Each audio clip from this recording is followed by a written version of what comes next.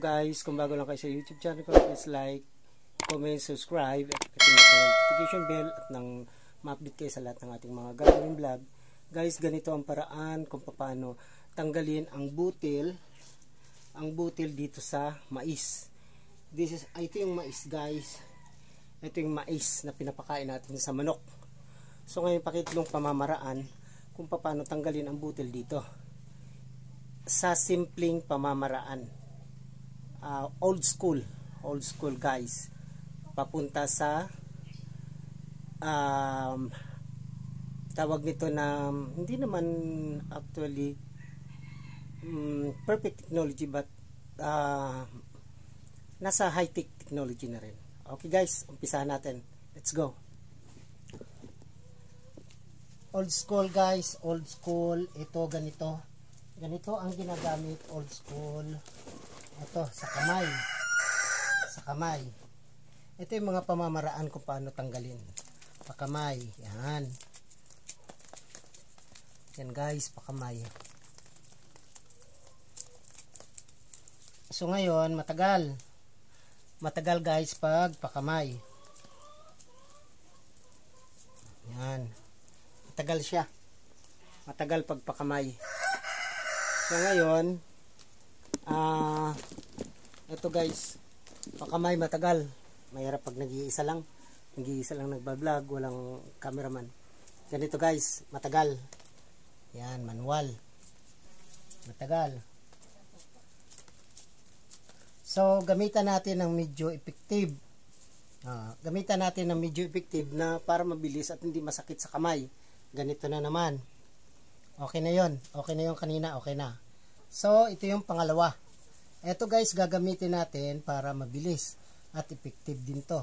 Okay. Hindi masakit sa kamay. Ayan. Mabilis siya. Kumbaga, inaano mo lang to dito sa kanyang butil. Ayan, bilis.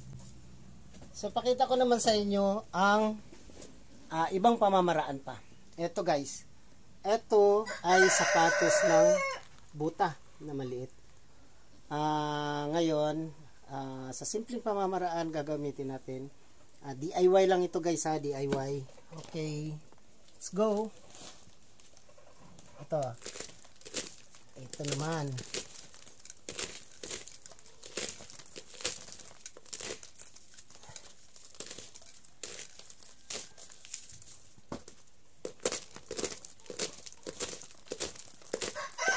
Ayan guys, medyo mabilis. At least nakadalawa kaagad ako. Ayan.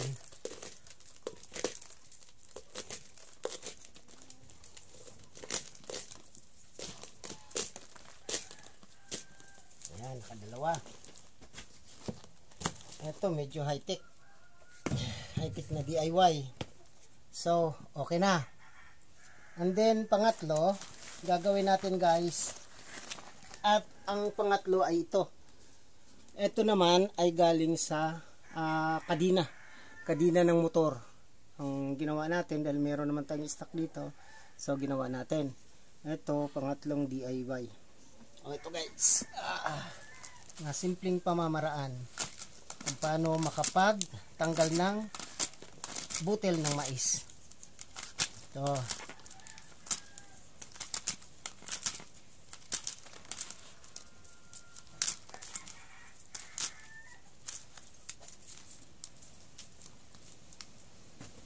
Ang kaibahan lang nito guys, ito kasi delikado. Unang-una makalawang. Pag sumabit sa kamay mo, katulad nito sa akin, sumabit dito. Yan. Hindi makita. Ayan, sumabit yan. Ayan. Nasugatan. So ngayon, hindi ko masyado ginagamit to. Dahil nakakasugat. Kaya, pag wala na, ito ginagamit. Pag marami. Okay guys. Approve. Okay, let's go to a high-tech one.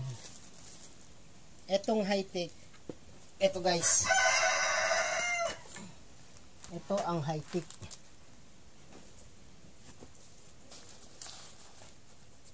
Ito guys.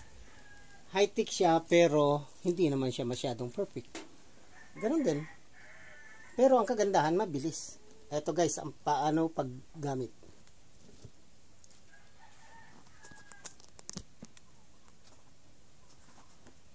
Ayan, para kita. Okay. Gusto tayo. At dito. Mabilis.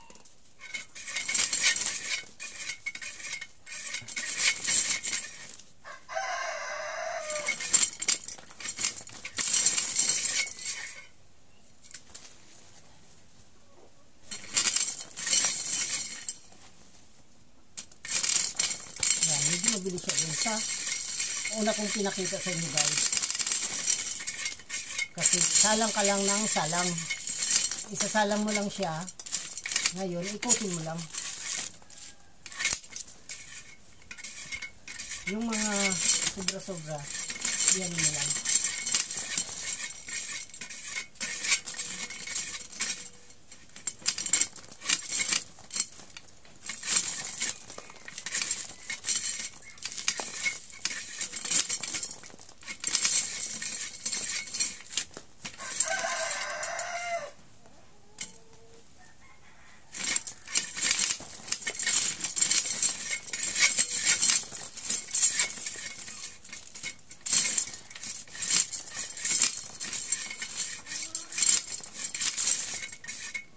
Wow, ang bilis.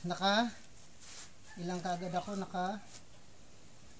2, 3, 4, 5, 6, 7 7 segundo lang. Ang bilis guys. Okay na rin, high tech na rin. So guys, ito ngayon ang pwede kong i-recommenda sa inyo. Sa Shopee lang to nabili. Hindi ko alam kung magkano ang bili ng kapatid ko nito kasi siya ang bumili, nag-provide dito sa amin. So approve. Good. Kasi nakaupo lang ako dito at gumagawa. Pag hindi busy dito sa farm, ito ginagawa ko para may pagkain ako dun sa rare natin, Rhode Island Red Chicken. Okay guys, let's go. Thank you very much sa panunood at more power, at sana patuloy nyo akong antabayanan sa aking mga vlog sa susunod, kahit hindi naman tayo perfect. So disclaimer lang ito ay galing din sa mga kasamahan ko dito sa yung pamamaraan na nakita ko sa kanila, yung old school na pamamaraan nakita ko sa kanila. So in-apply ko dito, binlag ko para malaman din ninyo, makita ninyo kung ano yung mga pupwede nating gagamitin na mga gamit. So ngayon ito isa, yan guys.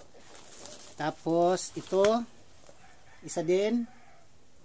Yan, pakita ko sa inyo para at least pwede nyo gayahin.